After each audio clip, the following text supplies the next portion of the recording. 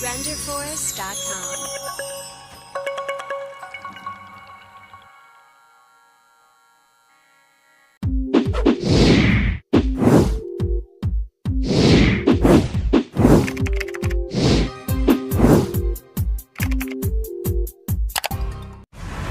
What would happen if the Earth stopped spinning? It could be possible that one day, billions of years from now, the Earth will stand still. But chances are good that other events will occur before that, such as the Sun swallowing up the planet. With that being said, there isn't a chance that the Earth will suddenly stop spinning anytime soon. But let's just assume for a moment that the Earth did suddenly stop rotating, and take a look at what would happen to us and the planet.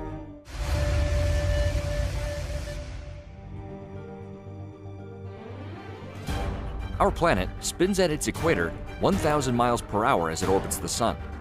But as you get closer to the poles, the rotation is slower. Without this rotation, life as we know it wouldn't be possible. It is said that billions of years ago, our planet used to spin much faster than it does now. In the beginning of our young solar system, an unknown planet or large celestial body collided with the Earth, and in that collision, the Earth's alignment and rotation were changed, and the Moon was formed. Since then, the Earth's rotation has been slowing down. It is said that the Moon used to also spin faster than it does now before it became tidally locked with the Earth. Tidal locking is the name given to the situation when a moon or planetary object's orbital period matches its rotational period. Coincidentally, it is the same fate that affects every single large moon orbiting a planet. A great example of this is our own moon. In our early solar system, both the Earth and the Moon rotated independently of each other, but the Earth's gravity grabbed onto the tidal bulges and slowed down the rotation of the Moon. To compensate for the loss of momentum in the system, the Moon drifted away from the Earth to its current position, about 230,000 miles away. But Moon has the same impact on the Earth, and those same tidal forces that cause the tides on Earth are slowing down the Earth's rotation bit by bit, and the Moon is continuing to drift away a few centimeters a year to compensate. There are two different scenarios. If the Earth just stopped spinning, but wasn't tidal locked to the Sun, the planet would experience 6 months of sunlight and 6 months of darkness. But for the purpose of this mind experiment, let's take a look at the effects it would have on our planet to be tidally locked to our star, the Sun. First of all, we have to consider the speed of which our planet rotates at the equator, which is roughly 1,000 miles per hour. A sudden pause would cause everything on the surface of the Earth to suddenly move at a speed of over 1,000 miles per hour, 1,600 kilometers per hour, in a sideways direction.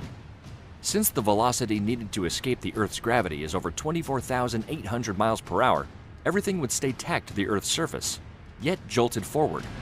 Imagine everything suddenly moving across the planet at 1,000 miles per hour. It wouldn't matter what it was. Everything would experience a sideways deceleration of 3/4 of the Earth's gravity. Suddenly, down would be at an angle of 38 degrees from vertical. The force of suddenly stopping would rip buildings right off their foundations and send them flying across the ground with anything else that isn't solid bedrock, destroying everything in a giant and deadly debris path. But that's not all. This would also include the oceans, which would suddenly slosh sideways across the planet, with waves being miles and miles high, moving at the same velocity. Imagine tsunamis so high, you couldn't see the top. Just a wall of water racing towards you at 1,000 miles per hour. Both of these two calamities would be the end of most life as we know it. Although the Earth would stop spinning, the atmosphere would continue to spin at the Earth's same velocity as well, which would create very high winds and very nasty storms. Because the Earth rotates, centrifugal force forces the planet to bulge along the equator. With no rotation, you have no bulge, and without that bulge, all of the extra water held in place along the equator would go rushing back toward the poles. If the Earth stops spinning, you have to take into consideration that the inner core of the Earth is spinning at a faster rate. Just because the surface has slowed down doesn't mean the core of the Earth has stopped too. Our highly volcanic planet might erupt in ways we never imagined. As the tectonic forces above and below enter into a new conflict, supervolcanoes would likely erupt across the entire planet. Our tidally locked Earth would have half of the planet always facing the Sun, and the other half would be in permanent darkness. Currently, our planet is in what is called a Goldilocks zone, or habitable zone, where it is the perfect distance from our sun in order to support life. There might still be places on Earth where the climate would be habitable, but on the two extreme sides, it might prove difficult for life to survive, assuming that anything survived the previous catastrophes. If there were any appreciable amount of life left on the surface of the planet, it would now have to survive in the twilight strip of land between the two halves. We are far enough away from our star that the part of the Earth that would be facing the sun wouldn't start to burn or turn to ashes overnight. However, the atmosphere on the hot side of the planet would start to erode. The portion of the Earth always in the direct sunlight would receive more direct sunlight, resulting in more heat. And these high temperatures would cause strong rain and an increase of weathering. Normal weathering regulates the climate on the Earth, but now that you have one side of the planet hotter and another side cooler, and on the hot side, atmospheric gases would build up and create even more heat. This is called the runaway greenhouse effect. Clouds of gas could significantly increase the temperature so that the oceans would boil, much like what has happened to Venus.